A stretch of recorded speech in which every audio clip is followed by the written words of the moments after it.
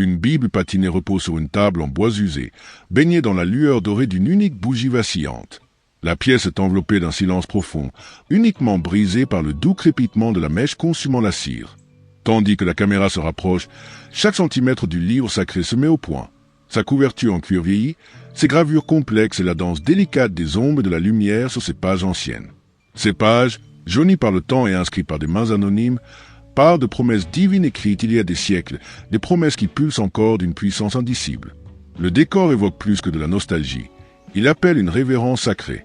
Vous ne faites pas que regarder, vous êtes aspiré, invité à prendre part à quelque chose de plus grand, quelque chose d'éternel. Un léger bruissement, le tournage des pages, résonne doucement, comme un murmure de l'éternité, portant des vérités attendant d'être découvertes. Avant de poursuivre notre voyage, faites une pause. Abonnez-vous à cette chaîne et activez l'icône de la cloche pour ne jamais manquer une seule révélation. Votre participation renforce une communauté croissante de chercheurs, tous désireux de rencontrer la même puissance qui a enflammé les apôtres et secoué le monde antique. Chaque like, chaque commentaire devient un flambeau transmis dans ce réveil mondial. Imaginez maintenant le parfum réconfortant de la cire fondue se mêlant à l'arôme du parchemin vieilli, un parfum qui parle de préservation, d'histoire transmise de génération en génération. Visualisez, si vous le voulez bien, le faible son d'une multitude en prière, leur voix fervent comme un cœur céleste vibrant à travers le temps. Sentez les frissons qui montent sur vos bras en réalisant que ces voix ne sont pas parties. Elles résonnent encore, vous appelant, vous invitant à écouter, à vous réveiller. Il y a quelque chose que nous avons oublié, quelque chose de vital. Les premiers chrétiens, enhardis par le Saint-Esprit, guérissaient les malades, chassaient les démons et proclamaient un message si radical qu'il a redéfini la civilisation.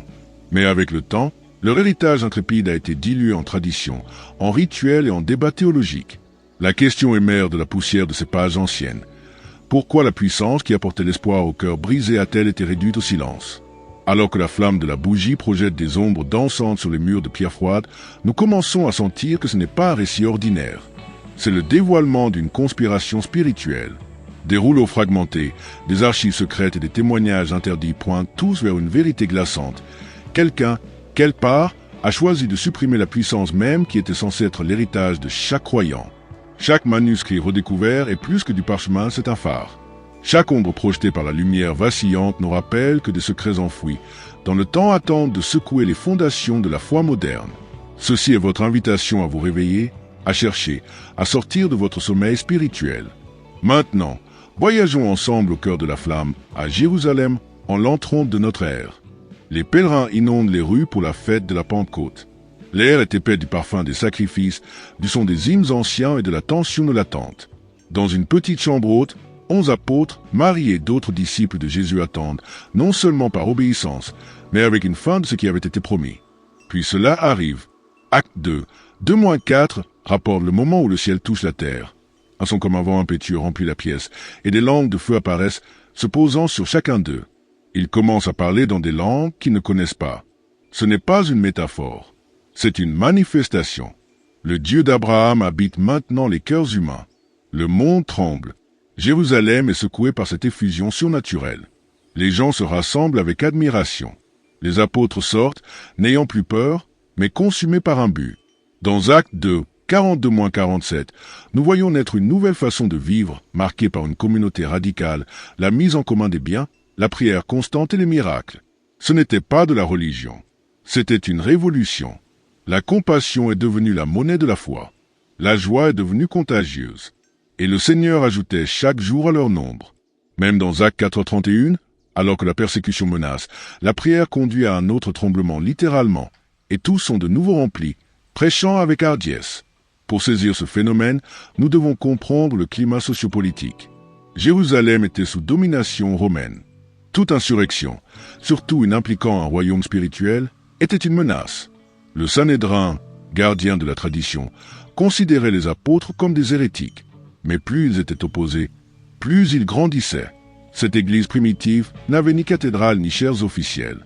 Elle prospérait dans les maisons, sur les marchés, dans les ruelles. Là, le véritable tabernacle a émergé non pas fait de pierre, mais de cœurs soumis. Les prières tonnaient dans l'air et l'esprit soufflait comme une tempête à travers les villes. Le commandement de Jésus dans Acte 1h08 résonne à travers tout cela. Vous recevrez de la puissance et vous serez mes témoins.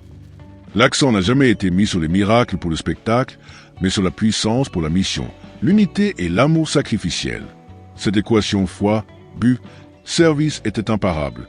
Et pourtant, quelque chose s'est passé.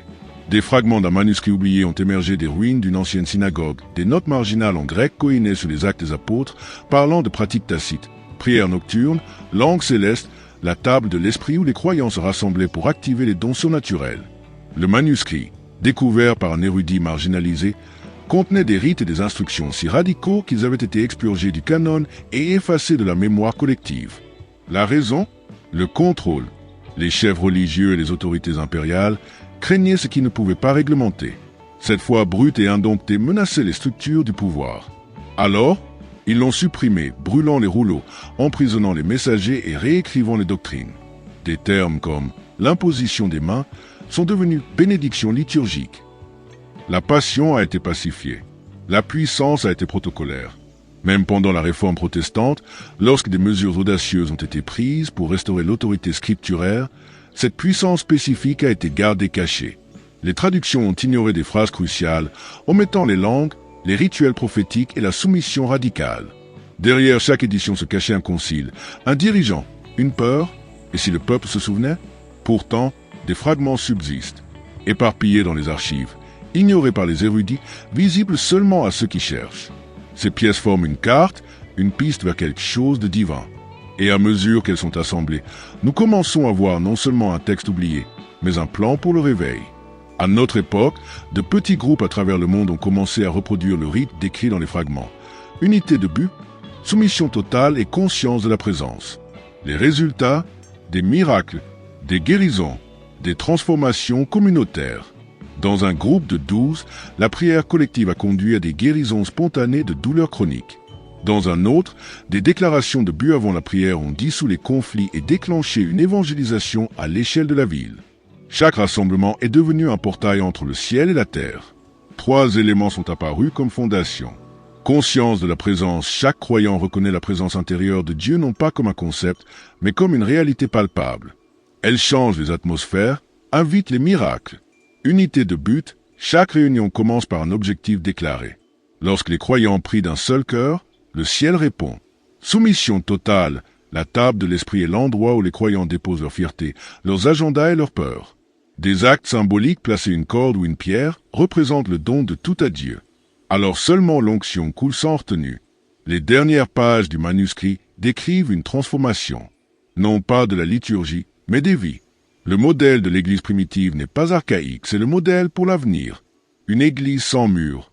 Un peuple mu par l'Esprit, n'ayant pas peur de vivre et d'aimer radicalement. Votre voyage commence maintenant, non pas par un débat théologique, mais par une décision. Resterez-vous dans le confort de la tradition, ou plongerez-vous dans le feu de l'audace des apôtres? Dans le prochain chapitre, nous explorons comment les communautés d'aujourd'hui adoptent ces principes, transformant les foyers en centres de réveil. Vous apprendrez comment démarrer votre propre groupe conduit par l'Esprit, reproduire le rite et expérimenter la présence divine comme jamais auparavant. Ne laissez pas cette vérité rester enfouie. Abonnez-vous, aimez, partagez et surtout, réveillez-vous. Votre cheminement de foi ne concerne pas seulement la doctrine, il s'agit d'une rencontre divine. La puissance oubliée attend, et cela commence avec vous.